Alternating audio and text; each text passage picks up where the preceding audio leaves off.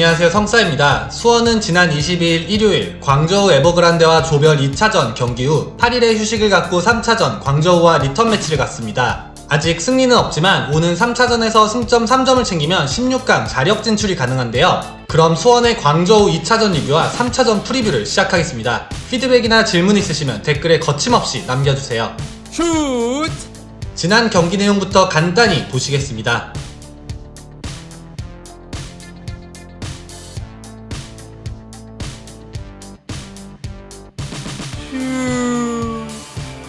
수원은 선수비 후 역습이라는 확실한 게임 플랜을 들고 나왔습니다. 박건하 감독님이 강조하던 짜임새 있는 팀 단위 압박을 선수들이 훌륭히 실행했고요. 상대 공격 전개를 끊으면 적극적으로 올라가 공간이 나면 주저없이 슈팅까지 시도했습니다. 지공 상황에서는 3백을 넓게 쓰는 최후방 빌드업으로 위험한 상황에서는 무리하게 짧은 패스를 사용하지는 않았습니다. 측면으로 적극적으로 벌려주면서 왼쪽은 이기재 선수에게 다이렉트 패스로, 우측에서는 김태환 선수를 중심으로 한 짧은 패스로 광저우의 측면을 공략했습니다.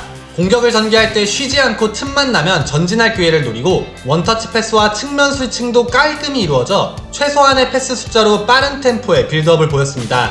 수원의 수비 형태는 5-3-2로 세 줄의 수비 라인이 광저우의 공격진과 미드필더 사이에 촘촘히 자리 잡았습니다. 압박 시점은 하프라인부터 상대를 측면으로 몰고 가 좁은 공간에서 압박해 상대의 패스 미스를 유도했습니다. 좌측 수비는 베테랑 양상민 선수와 이기재 선수가 경험을 앞세워 노련하게 막아섰고요. 오른쪽에서는 김태환 선수와 장호익 선수가 패기를 앞세워 빠른 스피드로 광저우를 괴롭혔습니다. 또한 역습을 진행하다가 점유율을 잃으면 수비 복귀가 굉장히 빨랐던 점도 인상적이었습니다. 30분을 넘기면서 광저우의 경기력도 조금씩 살아나기 시작했습니다. 수원도 무리한 짧은 패스 대신 점점 다이렉트 패스 빈도가 높아져 남은 전반전에는 공격 루트를 찾는 데 어려움을 겪었습니다. 역습 템포도 빠르게 가져갔지만 부족한 공격 숫자 때문에 추가적인 공격 상황을 만들지는 못했습니다. 이럴 때는 공격진의 개인 돌파에 기댈 수밖에 없는데요. 아쉽게도 이에 부응해준 선수는 없었습니다. 후반전 광저우는 수원의 센터 서클부터 압박을 가했습니다. 이에 수원이 1차 빌드업 라인을 살짝 더 내리면서 대응하자 광저우는 별다른 반응을 보이지 않아 수원이 더 쉽게 경기를 풀어나갈 수 있었습니다. 또한 광저우 풀백의 오버래핑도 많이 없어 3백에서 가장 체력 소모가 심한 수원의 윙백 이기재 선수와 김태환 선수도 비교적 편하게 경기를 소화했습니다. 체력이 뒷받침되니 이기재 선수의 수비 커버와 김태환 선수의 공격적인 오버래핑이 빛이 났고요. 3백의 집중력도 굉장히 돋보였습니다. 이에 광저우는 65분 시점부터 전방 압박을 시도했습니다. 하지만 수원도 당황하지 않고 조금 더 내려앉아 빌드업을 진행했습니다. 전방 압박 때문에 광저우의 수비와 미드필더의 간격이 벌어진 틈을 잘 공략해서 수원은 계속해서 직선적인 공격 전개를 찾았습니다. 한 가지 아쉬웠던 점은 후반전 시간이 지날수록 빌드업이 왼쪽으로 많이 쏠렸다는 점입니다. 때론 반대편 스위칭이 필요해 보였지만 빠른 템포의 직선적인 패스가 주된 게임 플랜이었던 만큼 가끔씩은 반대편으로 길게 넘겨서 상대 수비를 크게 흔들어주는 것도 좋지 않았을까라는 생각이 들었습니다. 그런데도 심플한 패스와 드리블로 상대 페널티 박스까지는 진입에 성공했지만 마무리 크로스나 슈팅이 조금씩 아쉬워 득점까지는 연결되지 않았습니다. 이런 부분을 보완해 수원이 광저우와의 리턴 매치에서 꼭 승리를 거둬 16강 진출을 확정지었으면 좋겠습니다. 그럼 이제 4차전 프리뷰로 넘어가겠습니다. 슛!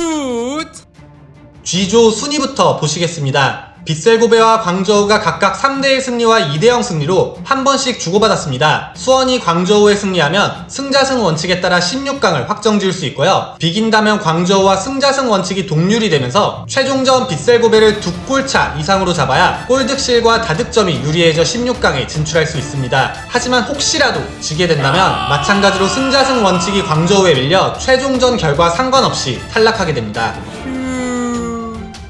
수원은 2019년 FA컵 우승팀, 광저우는 중국 리그를 우승하면서 2020 아시아 챔피언스 리그에 참가하게 됐습니다. 수원은 대회 10번째 참가로 13번째인 전북 다음으로 많이 참가하고 있고요. 광저우는 9년 연속 대회에 임하고 있습니다. 수원은 K리그 실점에서 전북과 울산에 이어 3위, 광저우는 중국 리그 최소 실점팀이지만 득점은 상반된 숫자를 보입니다. 수원은 경기당 한 골을 딱 맞췄지만 광저우는 2골 이상 득점했습니다. 하지만 최근 경기 결과는 수원이 더 좋습니다. 최근 8경기 4승 3무 1패로 무실점 경기가 무려 4번이나 있었는데요. 하지만 득점을 올리지 못한 경기도 3번 있었습니다. 광저우는 최근 5경기에서 단 1승이지만 같은 기간 무실점 경기는 3차례로 끈끈한 수비만큼은 여전합니다.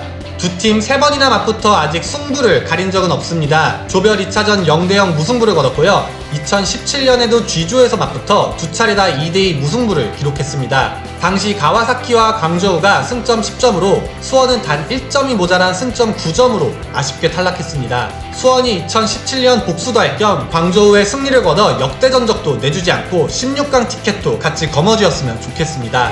다음은 광저우 에버그란데를 간단히 짚어보겠습니다. 슛!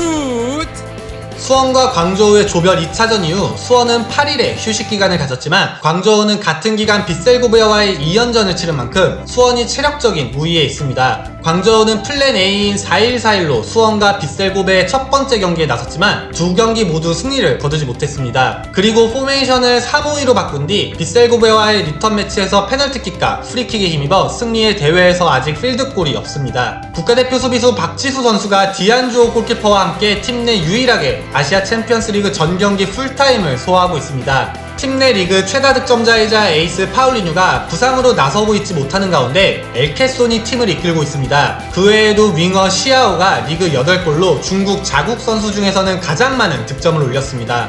마지막으로 수원의 예상 포메이션을 알아보겠습니다.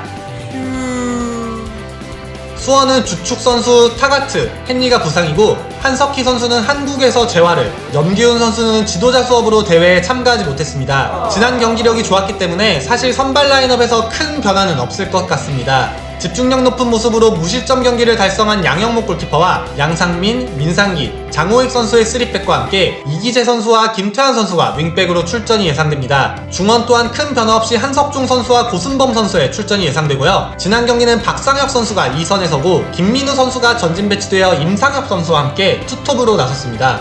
임상혁 선수는 3개월 만에 선발 출전한 만큼 경기력 감각이 떨어져 아쉬운 모습을 자주 보였는데요. 그래도 다행인 점은 김건희 선수가 부상에서 회복했습니다. 김건희 선수가 복귀한 만큼 임상혁 선수에게 다시 기회가 주어지거나 정상빈 선수가 깜짝 선발 기회를 얻는다면 김민우 선수가 2선으로 다시 내려갈 가능성도 있습니다. 슛!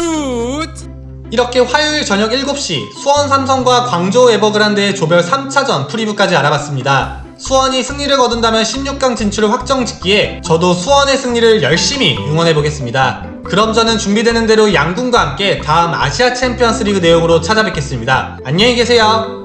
여러분의 생각은 어떠신가요? 댓글에 여러분의 생각도 남겨주세요. 피드백은 언제나 환영합니다.